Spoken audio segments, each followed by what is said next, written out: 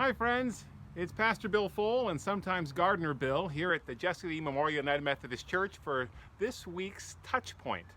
I'm celebrating a good season so far of gardening in front of my tomatoes, some of which are well over 8 feet tall now, and I'm producing a wide variety of tomatoes which I'm enjoying very much.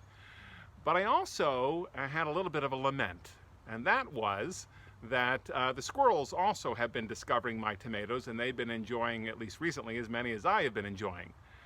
But because they don't eat all of the tomato, they leave some of the tomato in seeds and other things around, I said, maybe there is some inspiration here for future harvests, that I might try and save some seeds and see if I can grow next year or years beyond from this year's work. So I made some attempts along those lines.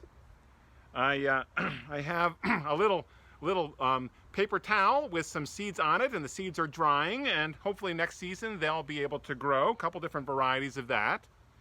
But I also learned that the suckers, the things that grow on the side that you prune off, that they sometimes can become new plants. And so I've done a couple things with that. I cut off some of those, and I discovered if you put them in water that they root. And so I took some of those and I planted them to see if they can grow.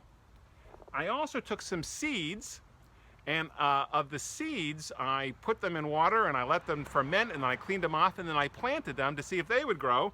And as you can see in here, I've got one that I took off and then 2 little seeds that are growing as well.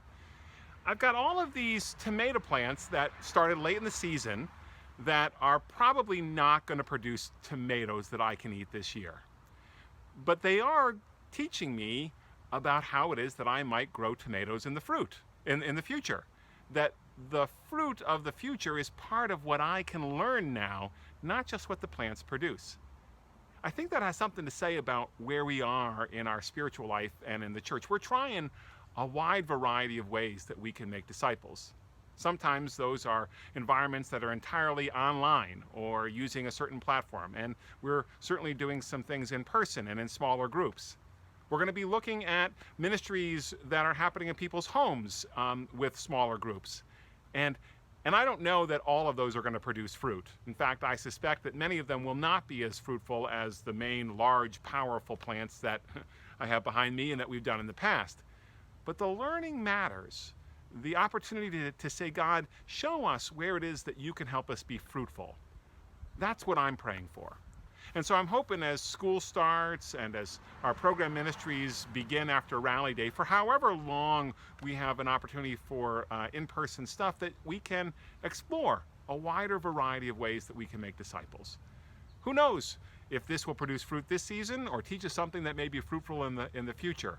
But I trust that God is at work growing things now and preparing us for a future harvest.